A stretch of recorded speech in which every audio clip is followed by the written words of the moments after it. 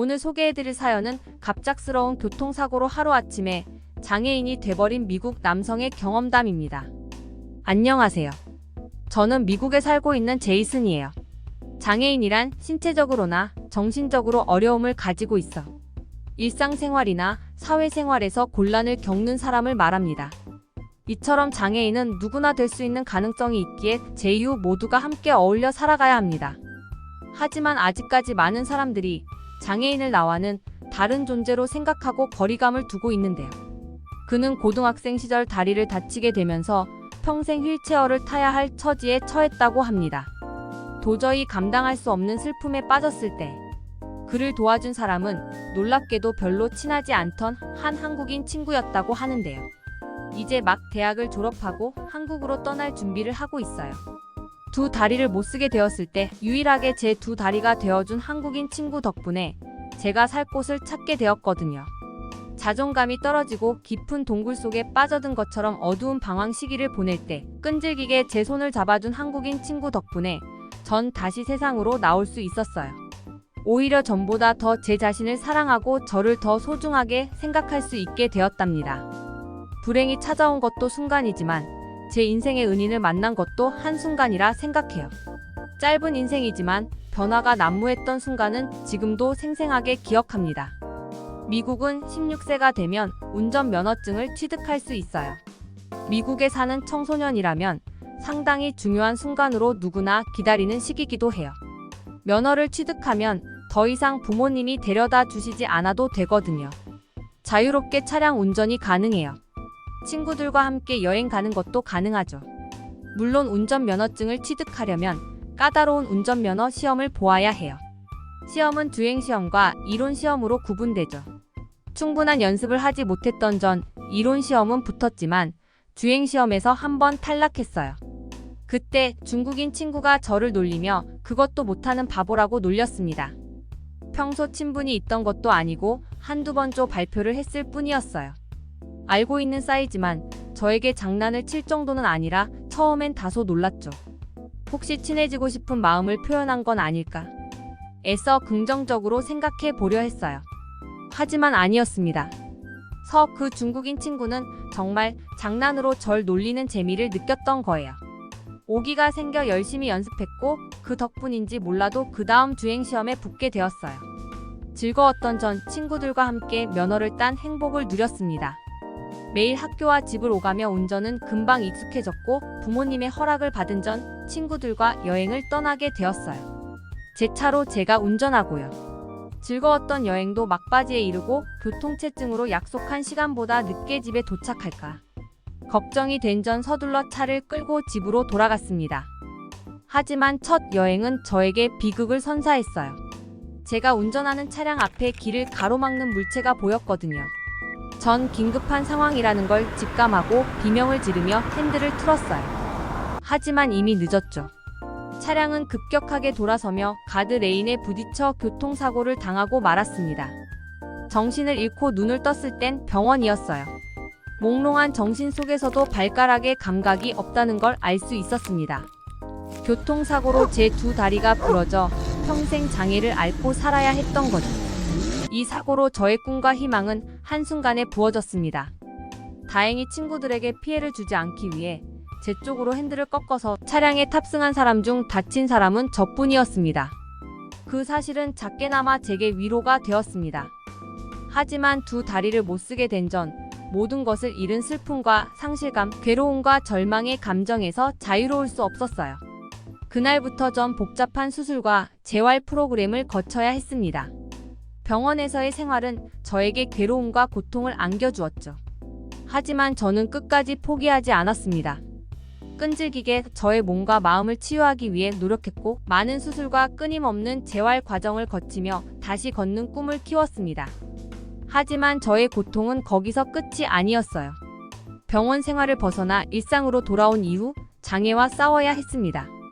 휠체어를 사용하여 일상생활을 이어갈 수 있었지만 친구들과 다른 상황에 놓인 저는 정신적으로 받는 충격이 상당했습니다. 특히 운전면허를 한 번에 취득하지 못했다고 놀렸던 중국인 친구가 저를 보는 눈빛을 잊을 수 없었어요. 대놓고 저를 놀리거나 피해를 준 건 아니었습니다. 하지만 눈빛과 행동, 말투로 저를 놀리고 있다는 걸 충분히 알 수 있었어요. 다른 친구들을 선동하고 분위기를 이상하게 몰아가는 걸 느꼈습니다. 저는 점점 위축되고 자신 있게 학교에 가던 모습들은 사라졌어요. 자신감을 잃어버리고 친구들 역시 저를 점점 멀리하는 걸 느끼게 되었죠. 학교에 가는 시간이 싫었습니다. 친구들은 저만 빼고 제가 참여하기 어려운 농구나 축구 같은 놀이를 즐겼어요. 쉬는 시간이면 3, 3, 5 모여 제가 없이 즐겼던 경기나 놀이에 대한 이야기를 주로 했습니다. 중국인 친구 때문에 저와 있으면 불운이 감돈다는 이야기가 교내에 퍼지며 그 누구도 저와 눈길조차 마주하는 걸 피했어요. 아침에 눈 뜨는 게 싫었습니다. 방 밖을 나가는 것을 상상할 수 없었어요. 옷을 하나도 걸치지 않은 채 집 밖을 나가 교실 안에서 남겨진 기분이었습니다. 중국인 친구가 왜 저에게 악한 감정을 가지고 그런 말들을 퍼뜨리는지 알 수 없었어요.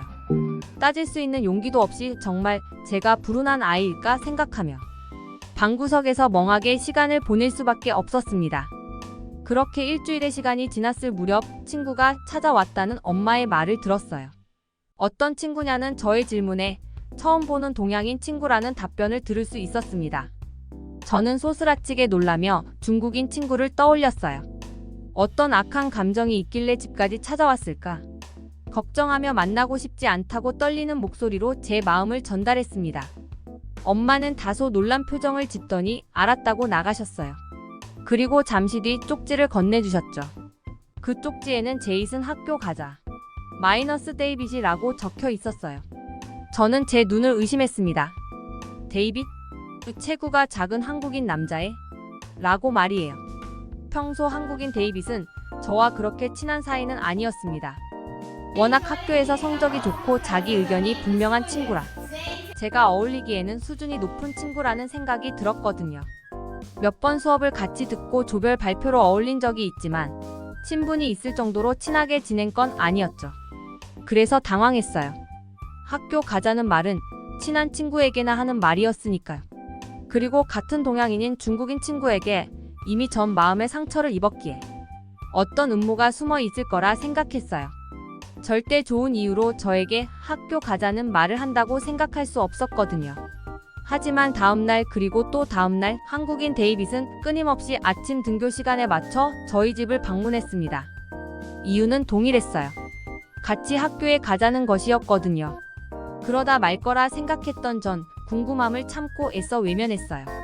그러다 말 호기심에 불과한데 마음을 움직이는 건 저에게 불리하다는 생각이 들었던 거죠. 그런데 그 친구는 포기하지 않았어요. 비가 와도 차를 끌고 집 앞으로 와 함께 학교에 가자며 쪽지를 전해주었거든요. 그리곤 10분 정도 머물고 제가 답을 주길 기다렸죠. 그래도 별다른 답변이 없으면 차를 2번 빵빵거리곤 학교로 향했어요. 마치 그 2번의 빵빵은 내일 또 올게 라고 말하는 것 같았습니다. BORD KB 궁 오늘도 데이빗이 올까 하는 기대가 생겼어요. 방 안에 웅크리고 절망에 빠졌던 전 어느새 둥지 밖으로 나갈 준비를 하고 있었습니다. 그렇게 데이빗이 저희 집에 들린 지 꼭 2주째 되던 날 저는 용기를 냈어요. 혹시라도 이 친구가 지쳐서 못 온다면 제가 나중에 후회할 것 같았거든요. 그날은 데이빗이 저희 집에 도착하기 전 거실에 내려가 있었어요. 문을 열면 그래. 같이 가자. 라는 말로 답해주고 싶었거든요. 그렇게 어김없이 데이빗은 저희 집 문을 열고 들어왔어요. 저를 보더니 활짝 웃더라고요. 저 역시 활짝 웃었어요. 어떤 말로 자연스럽게 첫 인사를 건넬까 고민했는데 그럴 필요가 없었습니다. 따뜻한 한국인 친구의 눈을 바라보자 저도 모르게 안도의 한숨이 나오며 자신감이 생겼거든요. 그동안 주고받은 말도 없었는데 신기하게 그 눈웃음으로 데이빗과 저는 오랜 시간을 함께한 친구가 된 기분이었습니다. 그렇게 전 데이빗을 따라 다시 학교로 돌아가게 되었습니다.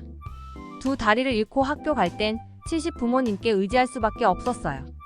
무거운 체구에 저를 차에 태우고 휠체어를 챙기는 일은 부모님이 해주실 때 가능했거든요. 그런데 이제는 그럴 필요가 없었습니다. 집에서 출발할 땐 여전히 부모님이 도와주시지만 학교로 이동하는 건 한국인 친구 차로 가능했거든요. 두 다리를 잃어 가장 슬펐던 건 제 자유를 잃었다는 거였어요.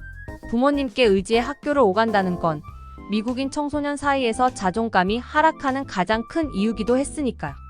하지만 한국인 친구 덕분에 전 잃어버린 자존감을 서서히 되찾을 수 있었습니다. 체구는 저보다 한참이나 작았지만 이미 친구들 사이에서 인정을 받던 한국인 친구였기에 다방면의 도움을 받을 수 있었어요. 제가 한국인 친구 차에 탑승해 학교에 도착하면 제 휠체어를 내려주고 저를 차에서 내려주는 친구들이 항상 대기하고 있었거든요. 처음엔 학교 가는 게 두려웠지만 친구들 사이에 자연스럽게 어우러질 수 있도록 도와준 한국인 친구의 희생 덕분에 저는 다시 세상 밖으로 나올 수 있었습니다. 하지만 그런 절 보는 중국인 친구의 눈빛은 여전히 곱지 않았어요. 그의 눈빛은 제가 학교를 돌아다니는 걸 반기지 않는 것 같았으니까요. 휠체어는 두 발로 걸어 다니는 사람보다 많은 자리를 차지해요. 그래서 학교 복도를 걸어가도 사람들이 비켜줘야 하는 번거로움이 있습니다. 미안해하는 부분도 있고 그렇기에 기다리고 천천히 가는 부분도 있으니까요. 하지만 중국인 친구는 아랑곳하지 않았습니다. 오히려 일부러 자리에 멈춰 제 동선을 방해하거나 험담을 하기 일쑤였죠. 항상 한국인 친구와 붙어 다닐 수 없기에 그럴 때마다 저는 위축되었어요. 피해를 주는 기분이 들면서 당당하지 못했으니까요. 대부분의 미국인 친구들은 그런 저의 상태에 크게 반응하지 않았어요. 개인의 생활에 큰 관심을 보이지 않는 게 미국인의 생활 습관으로 어쩌면 당연한 결과였죠. 순전히 제가 겪어야 할 부분이었지만 전 아직 그걸 이겨낼 힘이 없어 자꾸만 동굴 속으로 숨고 싶었습니다. 다리를 잃은 건 제 잘못이 아니지만 이런 상태로 학교에 온 건 제 잘못인 것만 같았거든요. 그날도 중국인 친구의 수모를 들으며 복도 한편에서 그 친구가 사라지기를 기다렸어요. 대꾸하지 않았던 건 제가 두 발이 없어 불리하다고 생각했기 때문이죠. 되도록 마주하는 시간을 줄이고 같은 공간에 없으면 된다는 생각으로 버텼습니다. 하지만 그날은 왠지 그 중국인 친구도 쉽게 꺾일 기세가 아니었어요. 수업 시간은 이미 늦었고 당황한 전 울상이 되었습니다. 그때 복도 끝에서 한국인 친구 데이빗이 다가왔어요. 수업 시간이 되었는데도 제가 보이지 않자 저를 찾으러 나온 거였죠. 복도에서 대치 중인 절 본 한국인 친구는 자연스레 제 뒤로 와 말을 걸며 늦었다고 빨리 가자는 제스처를 취했어요. 그리곤 중국인 친구에게 걸리적거리니 비켜라고 단호하게 말했죠. 전 깜짝 놀랐어요. 속 시원했지만 싸우는 형식으로 말을 할 데이빗이 아니었기 때문입니다. 하지만 데이빗은 너무 단호했어요. 약자를 괴롭힌다는 생각을 한 한국인 친구는 불의에 타협하지 않고 당당하게 권리를 내세웠죠. 그런 친구의 모습을 보며 많은 생각을 했습니다. 저는 제 자신에게 당당하지 못했어요. 제 자신이 당당해질 때 친구들 역시 아무렇지 않게 예전의 관계로 되돌아갈 수 있다는 걸 그때서야 깨닫게 되었습니다. 저는 두 다리를 잃었지만 두 다리를 잃지 않았다면 친해질 수 없었던 한국인 친구와의 우정을 쌓을 수 있었어요. 제가 고등학교를 졸업하는 2년 동안 햇이 하루도 빠짐없이 제 곁을 지키며 저의 무너졌던 자존감을 회복할 수 있는 힘이 되었기 때문이에요. 졸업을 앞둔 어느 날 평소 친분도 없는 저에게 왜 학교에 같이 가자고 말했는지가 궁금했어요. 집으로 오는 차 안에서 조심스레 물었죠. 그랬더니 간단하게 대답했어요. 데이빗이 말하길 한국인들은 원래 친구랑 학교에 같이 간다고 말했죠. 전 그 대답을 듣고 말문이 턱 막혔습니다. 간단 명료한 그 말이 가슴에 와 닿으면서 그 이상의 완벽한 답은 없을 거라 확신했거든요. 그렇게 한국인 친구 덕분에 전 고등학교를 무사히 마칠 수 있었습니다. 그리고 뛰어난 학업 성적을 보였던 한국인 친구 덕분에 저 역시 좋은 대학으로 진학할 수 있었어요. 평소 저였다면 친구들과 노느라고 대학은 관심사가 아니었을 거예요. 하지만 한국인 친구는 달랐죠. 미국에 공부하러 온 이유가 분명했기 때문이에요. 그 덕분에 저 역시 대학을 가야 할 명분이 생기고 열심히 노력한 결과 좋은 대학에 합격할 수 있었습니다. 그렇게 대학 생활을 마치고 이젠 한국으로 갈 준비를 하고 있어요.